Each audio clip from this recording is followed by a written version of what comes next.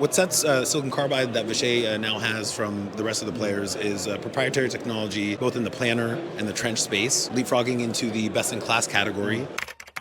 Hey, it's Eamon with ipXchange. We're at the Vishay booth, and I'm with Amma, who we went to the Electro Awards with, and we wrote about his devices back in the MaxPower days. So, Amma, do you want to tell us what's happened since then, and then we'll go into what devices? Yeah, it's been exciting. Late last year, MaxPower was acquired by Vishay, which is a very interesting move for both companies. We're introducing leading-edge silicon carbide technology to Vishay, and we're going to really leapfrog them into the best-in-class game for silicon carbide. Yeah. Cool. So what can you tell us about your silicon carbide devices? What sets them apart from the other things at PCIM? Sure. So what sets silicon carbide that Vishay now has from the rest of the players is proprietary technology, both in the planar and the trench space. Okay. Again, leapfrogging into the best-in-class category in all the leading figure of merits. And especially something that's very interesting is our MaxSiC 3, that's our third generation silicon carbide, which is a dual trench product, where we have a proprietary device structure and processes, which really allow us to pull all the levers and knobs of the product to give our customers the best product for their specific application. Excellent. Yeah. Sorry, I slightly interrupted there, but I was going to ask, what kind of applications do you find your products being used in? Sure. So silicon carbide really has a lot of applications available to it, but the three main ones that we're really focused on are main inverters for traction. That's mainly in the 1200 volt space.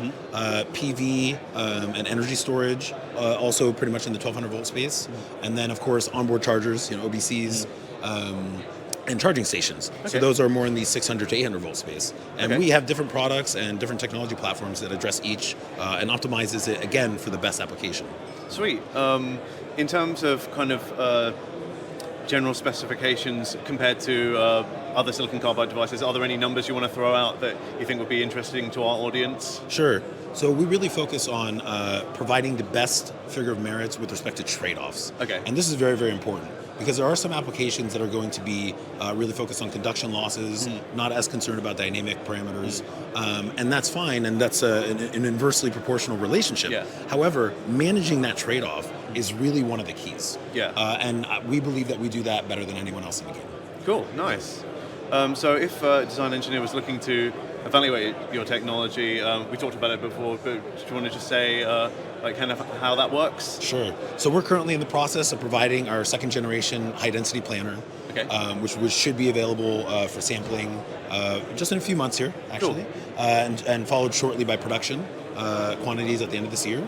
And that's going to be followed just by a quarter or two by our dual trench silicon carbide as well, MaxSiC 3. Cool. And those are discrete samples, are they? Correct. So we're going to have discrete samples. We're also going to be able to provide bare die. Oh, okay, cool. Right. So that's another key offering. Of course, some of our customers will need bare die, as well as Vishay having a module group. So being able to internally provide leading edge silicon carbide for our power module group will just make our supply chain and offering as a complete solution to customers that much more apt. Excellent. Yeah. So I think that's probably about as much as I'd like to ask to do with your technology, but we're at PCIM. It's the second day, and we're well over halfway, so that means we're well over halfway through the show. So how have you found PCIM this year? Oh, it's great. Last year was the first time I came back since COVID, the first one they had since COVID. And it was, fairly full, but this year I feel like we're back in the full swing of things. It's exciting to see everybody back here. Yeah, I don't know if you've noticed, but it feels packed. It is packed. Yeah, and we arrived at maybe 9:30, and it was already difficult to move. Sure. Yeah. Meetings have been nonstop. Business is good. Electrification is real. Yes. Which is good for us in silicon carbide and good for Vishay. So we're very excited about it. Cool. Well, I won't keep you any longer. Yeah, of course. Yeah, thank you. Always a pleasure to see you. Thanks for the time. Thank you. So that was our interview with Amma on the Vishay booth. We wrote about MaxPower a while back. It was actually one of the first articles we wrote. Acquisitions, we don't usually care about them, but it does happen, and sometimes it happens to a really disruptive company. So if you'd like to learn more about MaxPower and Vishay and the combination of the two, then head to the ipXchange website.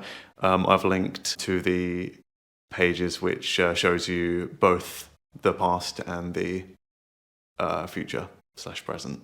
So yeah, get down on all that silicon carbide.